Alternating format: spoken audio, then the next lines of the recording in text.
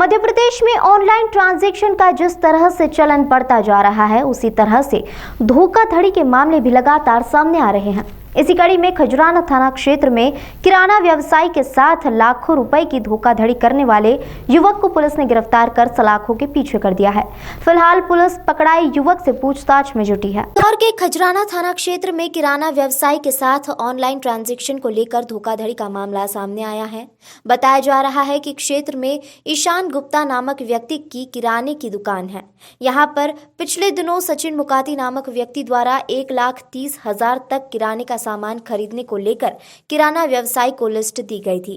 किराना व्यवसायी द्वारा उसे लिस्ट के अनुसार सामान उपलब्ध कराया गया था। इसमें से कुछ सामान बाकी था। सामान का पेमेंट करने को लेकर आरोपी सचिन मुकाती द्वारा HDFC बैंक की ऑनलाइन ऐप के माध्यम से शुरुआत में 7,000 रुपए का ऑनलाइन पेमेंट का मैसेज दिखाकर कुछ सामान आरोपी अपने साथ ले गया था। लेकिन जब किराना व्यवसाय के खाते में पैसे नहीं आए तो उन्होंने सचिन मुकाती से बात की। उसने उन्हें ऑनलाइन मैसेज भी दिखाया। इसी बात को लेकर दोनों में काफी बहस हुई, जिसके चलते आरोपी सचिन मुकाती ने अपने आप को पुलिस अधिकारी का ड्राइवर भी बताया। इसके बाद व्यवसायिक ने सचिन मुकाती को पकड़कर खजुराना थाने लेकर गया, जहां सारे फर्जीवाड़े का खुलासा हुआ। बता दें, पकड़ाए सचिन मुकाती बाणगंगा थाना क्षेत्र का रहने वाला है और एम्बुलेंस संचालक है, जो कि एक सॉफ्टवेयर हैकर है। पुलिस ने फरियादी के अनुसार धोखाधड़ी सहित अन्य धाराओं में प्रकरण दर्ज कर लिया है। वहीं सचिन मुकाती को सलाखों के पीछे कर दिया है। अभी फरियादी ईशान गुप्ता ने हमें सूचना दी थी कि उसकी किराना शॉप है और उस किराना शॉप पे एक व्यक्ति ने अपने आप को पुलिस वाला बताया कि मैं CSP विजयनगर साहब के यहाँ पर काम करता हूँ, और उसने उसकी शॉप से 1,30,000 का जो है किराना सामान परचेस करने की लिस्ट दी। वो सामान परचेस किया था पहले। उस सामान में उसने बताया था कि मैं NEFT से आपको पेमेंट करूँगा, और उसने IDFC बैंक के ऐप के माध्यम से पहले 60,000 कुछ को पेमेंट करने के लिए बताया था। और जो पैसा उसने ऐप के थ्रू पेमेंट किया था, वो एक्चुअली उसने उसका फ़ायदा उठाकर उसने एक्चुअली आरोपी जो है वो एथिकल हैकर भी है, सचिन मुकाती है आरोपी का नाम। और इसके द्वारा उसमें नाउ और लेटर दो ऑप्शन आते हैं। उस ऑप्शन में लेटर वाला ऑप्शन दबा के और सक्सेसफुल ट्रांजेक्शन का एक मैसेज जो स्क्रीन पर आया वो उनको दिखाकर और उनके साथ धोखाधड़ी की। और बाद में जब उनके अकाउंट में पैसे नहीं आए तो उन्होंने उस व्यक्ति को फिर दोबारा फ़ोन किया कुछ 2-3 दिन बाद, और उसको बोला कि आपका आधा सामान भी जो बचा हुआ है वो भी आप ले जाइए। और काफ़ी सूझबूझ का परिचय दिया उसमें जो फरियादी ने, और उसने फिर कुछ लोगों के माध्यम से उसको फिर पकड़ा। जब वो दोबारा दुकान पर आया तो उससे ये बात सामने आई कि ये जो ऐप है IDFC बैंक का, उसमें या तो कुछ लेकिन है या एथिकल हैकर होने के नाते इसने उसको हैक किया है। इसकी भी हम लोग जाँच कर रहे हैं, और कल हम लोग बैंक अधिकारियों से मिलकर के बारे में बताएंगे। और अगर ये ऐप में लेकिन है तो उसको बंद करवाएंगे। ये पुलिस में अपने आप को बताता, इसने कटिंग भी अपने बिल्कुल पुलिस की जैसी कर रखी है, और ये विश्वास दिलाने के लिए लोगों को कि मैं सही व्यक्ति हूँ, अपने आप को पुलिस वाला बताता था। कि हमारे पास जो फरियादियाँ हैं उसमें एक और फरियादी भी हैं जिनके द्वारा बताया कि इसी तरह का व्यक्ति है, जो कि बैंक में भी हम लोग जानकारी ले रहे हैं। तो बैंक से भी पता चल जाएगा क्योंकि कई लोग उसके पास गए होंगे इसकी तस्दीक करने के लिए। जब उनके अकाउंट में पैसा नहीं आया तो वो उसकी तस्दीक करने बैंक गए हों, तो वहाँ से भी उनकी जानकारी मिली। सर ना पुलिस वाला पैसा उधार लिया था और उसने अपने आप को पुलिस बताया था। उस पर भी हम लोग धोखाधड़ी और छलनी विरुद्ध धारा 170 का भी हम लोग प्रकरण बैकग्राउंड क्या सर पढ़ाई की है। और ये पुलिस के जो है कुछ हैकिंग के जो काम आता था इसको करना आता था, और उसी प्रकार से इसने एथिकल हैकर अपने आप को बताता है।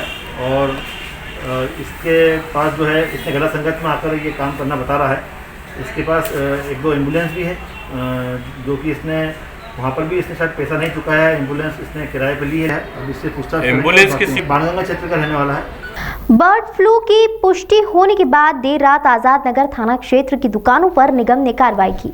इस दौरान आजाद नगर क्षेत्र के मूसा खेड़ी और अन्य जगहों की 17 दुकानों पर कार्रवाई करते हुए 157 मुर्गियों को जब्त किया गया। वहीं 200 अंडों को भी एहतियात के तौर पर निगम की टीम ने जब्त किया है।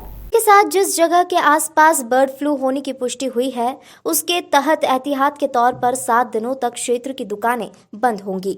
वहीं गाइडलाइंस के मुताबिक आज से क्षेत्र में उन दुकानों पर सैनिटाइजेशन भी किया जाएगा। इसके लिए नगर निगम ने तैयारी कर ली है। वहीं जब्त की गई मुर्गियों को जेसीबी मशीन से गड्ढा कर नष्ट कर दिया जाएगा। एवियन इन्फ्लुएंजा के तहत आज मूसाखेड़ी क्षेत्र में कार्रवाई की गई थी और इसमें करीब 17 दुकानों के खिलाफ कार्रवाई करते हुए 197 बर्ड वहाँ से सीज किए और करीब 200 अंडे भी सीज किए।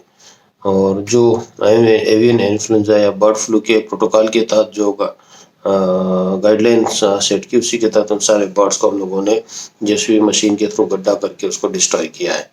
क्योंकि इस एरिया में इन्फेक्टेड एरिया हो चुका है ये और यहाँ पर इसका आउटब्रेक डिक्लेयर हो चुका है, इसलिए हम लोगों को इस एरिया को पूरी तरह से 1 किलोमीटर के एरिया में किसी भी तरह की मटन चिकन शॉप को अगले 1 हफ्ते के लिए सारी दुकानें बंद रखना पड़ेगी और किसी भी तरह का आवागमन चाहे पोल्ट्री का, पोल्ट्री व्हीकल का या एक फार्म से दूसरे फार्म में आदमी का आने जाने का, ये सब सारी चीज़ों को हम लोग बैन करेंगे।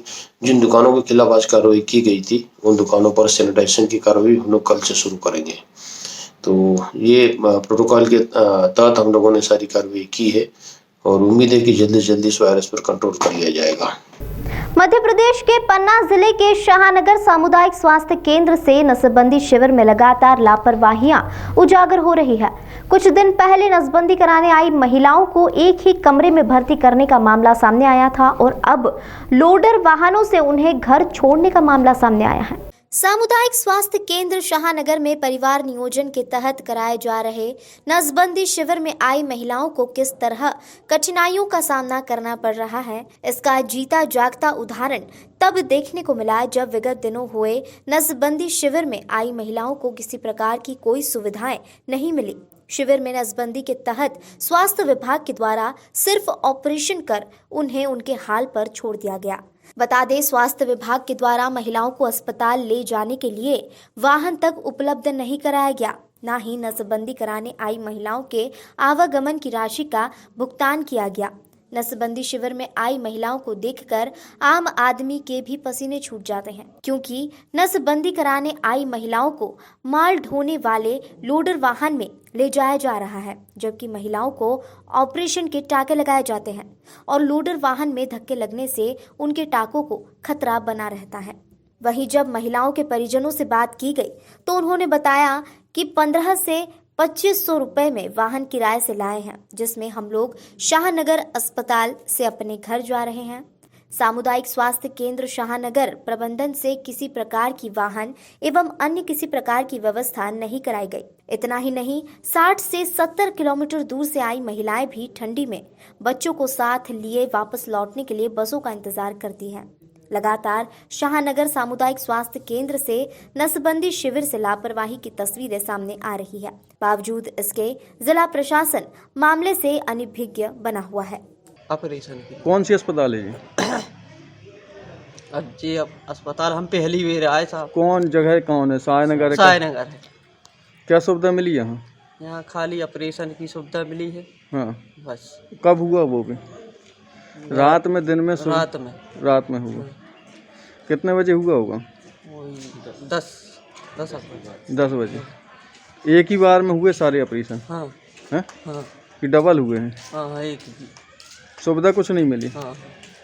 अलग अलग लेटाए गए कि साथ में? साथ में ली थी। क्या नाम आपका? हमारा नाम जा है। वाहन कितने में लाए आप? 1500। निजी वाहन है आपका? हाँ। किराए से? हाँ, किराए से। भाई आप? सहारन से। यहाँ के वाहन के इंतजार में बैठी हैं? हाँ। किस लिए आई थी? काय को आई थी यहाँ अस्पताल? ऑपरेशन के आए थे। ऑपरेशन के लिए। क्या नाम आपका? माया रानी। तो वाहन में कितना पैसा लगा आप लोग का? वाहन में मांग रहा 150 रुपये एक जनन। एक व्यक्ति के? कितने लोग हैं आप लोग? 5 जने। 5 जने। मोड़ी सुंदर 6 जने। इतनी वहाँ से करके आई थी? और कई बस से आए थे। कितना लग गया था? तो ऐसे लगी थी 100 रुपये लगे। कहाँ लगे?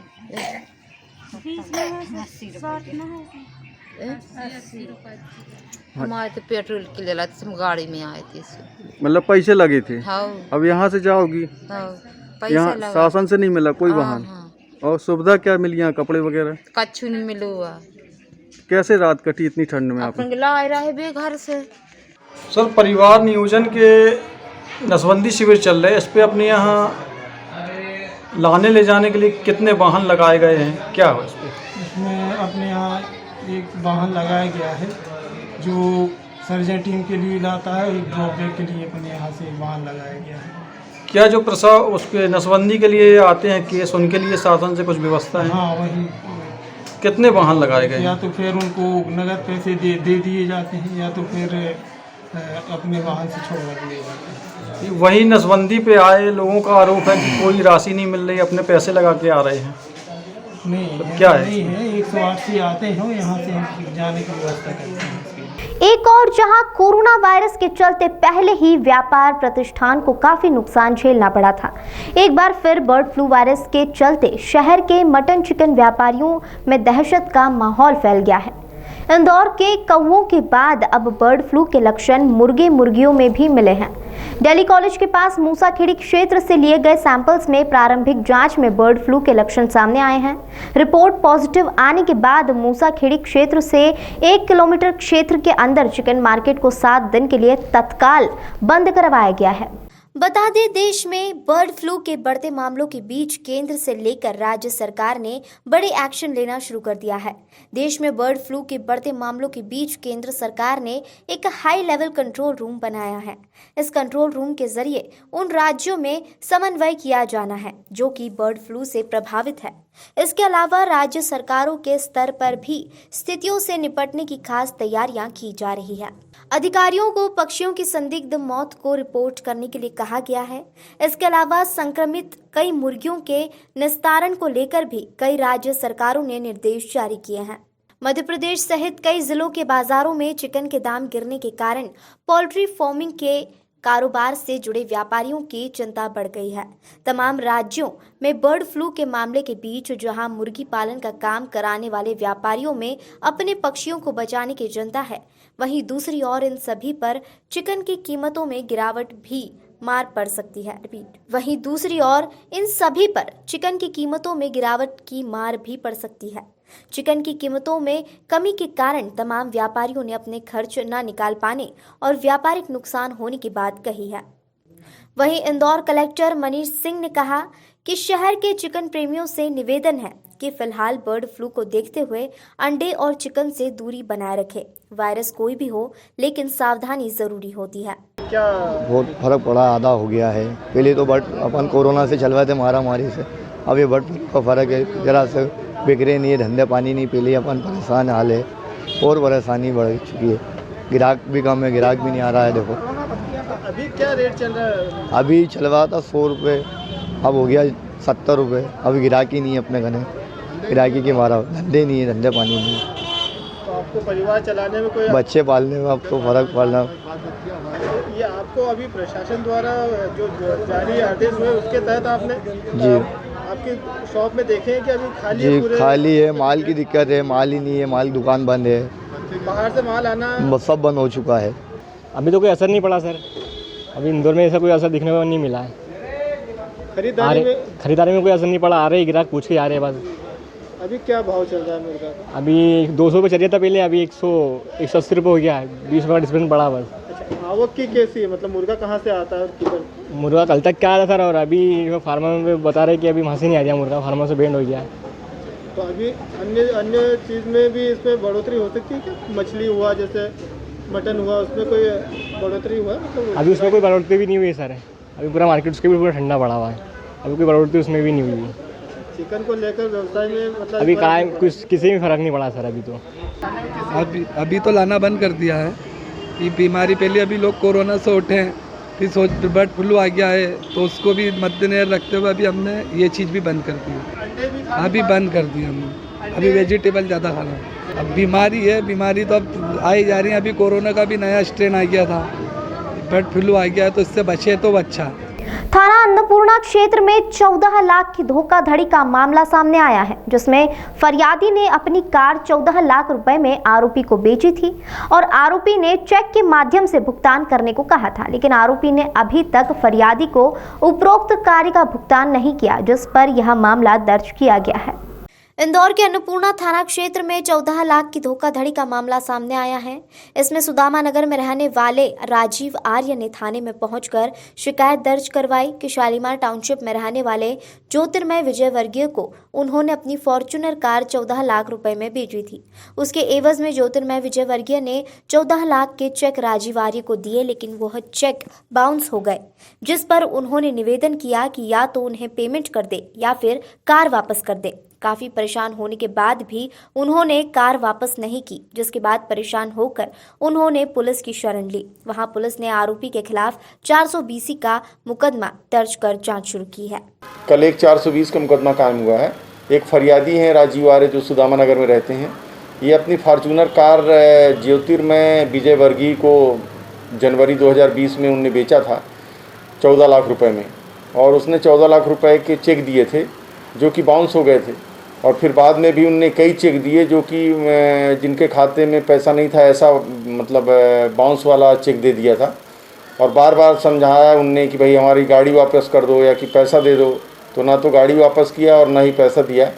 और जब वो काफ़ी परेशान हो गए तो कल हमारे पास आए, जो कि हमने ज्योतिर्मय विजयवर्गीय के खिलाफ 420 का मुकदमा कायम किया है।